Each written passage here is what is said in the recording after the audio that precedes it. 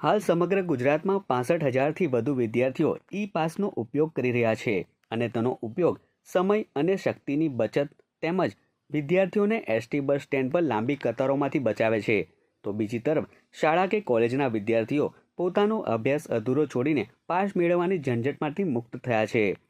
સમગ્ર ગુજરાતમાં 126 state transport બસ ડેપોમાંથી 228 સ્થળોએ ફેલાયેલ એસટી બસોના વ્યાપક નેટવર્કનો ઉપયોગ દરરોજ લાખો લોકો તેમના રોજિંદા મુસાફરી માટે કરી રહ્યા છે।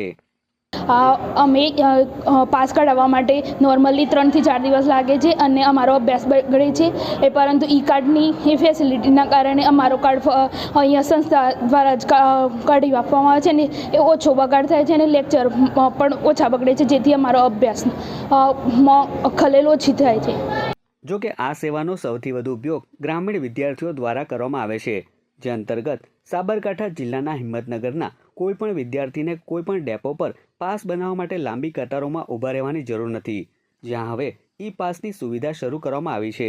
જે અંતર્ગત દરેક વિદ્યાર્થીઓને ઈ પાસ મળે છે। તેમની શૈક્ષણિક સંસ્થામાંથી સત્ર મુજબ પાસ સામાન્ય રીતે એસટી બસ પાસ મેળવવા માટે વિદ્યાર્થીઓને શાળા કે કોલેજમાંથી પાસ કઢાવવા માટે લાંબી કતારોમાં ઊભા રહેવું પડે છે અને ક્યારેક 2 થી 3 દિવસ જેટલો સમય પણ નીકળી જાય છે। ત્યારે હવે તમામ ઝંઝટોમાંથી મુક્તિ મળતા વિદ્યાર્થીઓમાં ખુશીનો માહોલ જોવા મળ્યો છે। અમારા વિભાગીય નિયામક સાહેબશ્રી તેમજ જિલ્લા શિક્ષણ અધિકારી સાહેબશ્રીની માર્ગદર્શન હેઠળ સૌથી પહેલાં તો અમે અમારા હિંમતનગર વિભાગના તાબા હેઠળના ડેપો 8 ડેપો આવેલા છે, તેઓના ડેપો મેનેજરશ્રી સાહેબ શ્રીઓ તેમજ સત્ર ચાલુ થાય પહેલાં અમે ઈડર ખાતે અને પ્રાંતિજ ખાતે ઈ પાસ સિસ્ટમ વિશે 2 સેમિનાર આયોજન કરેલું કે ઈ પાસ કઈ રીતના સરળતાથી નીકળી શકે, વિદ્યાર્થીઓનો સમય પણ ન બગડે અને ભણતર પણ ન બગડે તે હેતુથી અમે સેમિનારનું આયોજન કરેલું હતું। ત્યારબાદ સત્ર ચાલુ થયે અમે ડેપો ખાતે તમામ સ્કૂલો એટલે જે મોટા મોટા કેમ્પસો છે જેના પાસ નીકળતા ઓછા હતા ઈ પાસથી, એઓના સંપર્ક કર્યો સંચાલકશ્રી આચાર્યશ્રી સાથે ને પૂરતું ગાઈડલાઈન આપી અને ત્યારબાદ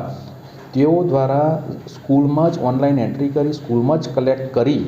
અને ડેપો ખાતે એકસાથે આપી અને ડેપો એકસાથે પાસ નીકળે એટલે ડેપો ખાતે એકસાથે સ્કૂલમાં મળી જાય, જેથી કરીને